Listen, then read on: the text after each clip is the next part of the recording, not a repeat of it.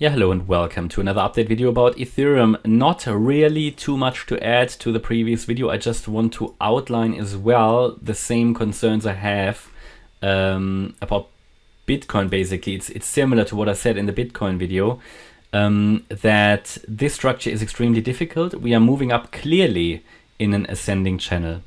Now that is clearly corrective wave behavior, which means I can at the moment not rule out that we will still come down lower in a wave 4. I know, I'm sorry, but it's what it is, because so far this is extremely unreliable. It is a structure I wouldn't trade. I would wait for a clear setup. I don't see a clear setup here at the moment. If it comes down into the wave 4 support area, that would be a clear setup for me, because this here could be a lot of different stuff. It could be a lot of different stuff. I did explain it in the Bitcoin video. It could even be that this third wave is extending and that we are sort of in an ending diagonal here of the fifth wave of the third. Yeah, something like that. It's not what I necessarily expect, but it's technically possible.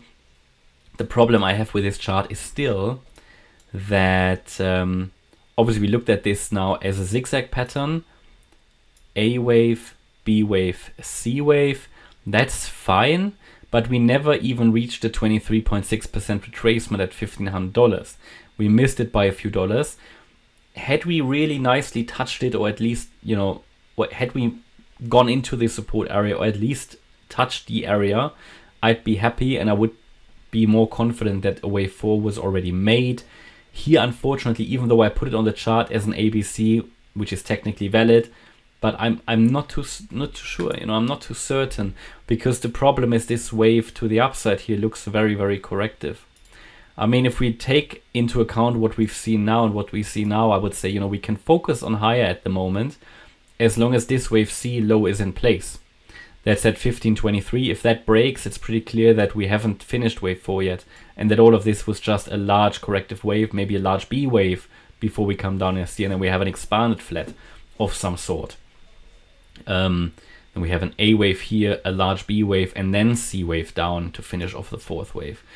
But to make it, you know, at least tradable, or that you have at least, you get my bias, I would say, you know, as long as this C wave is holding, because this is the key level that sort of, if we break that, it would invalidate the pattern. So against that level, we can focus here on higher. Micro support is even here, the wave 2 low at 1542. Yeah, if that breaks, then it's probably likely that the C wave low will break as well, and then we'll come down further. Problem with this chart is just that the ABC I've shown you is possible here in wave 4, but you would expect it to move up impulsively, and here it was like a double top afterwards. It's just not great, right? And it got rejected pretty strongly, and also this move isn't really impulsive, because if that had been a 1-2 here, you would at least expect now the wave 3 to rally, unless we are in a diagonal, which would be terrible, because that's not reliable at all. So yeah, mess continues, and I will keep you updated if we get clarity. Clarity is always good.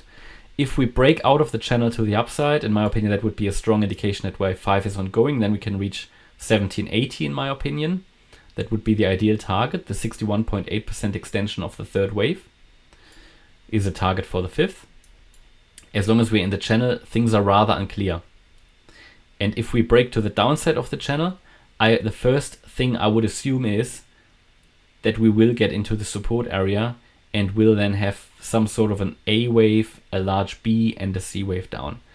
So it's tough, yeah. It's maybe something just to watch at the moment, not to overtrade at the moment, and then hopefully we'll get some clarity soon. But that is sort of, to keep it very simple, again, you know, I mentioned the wave 2 support level for you, which is micro support.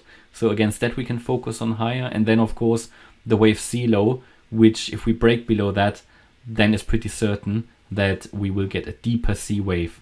And then if we get into this area again, it's the green support area that is relevant for the wave 4 in green.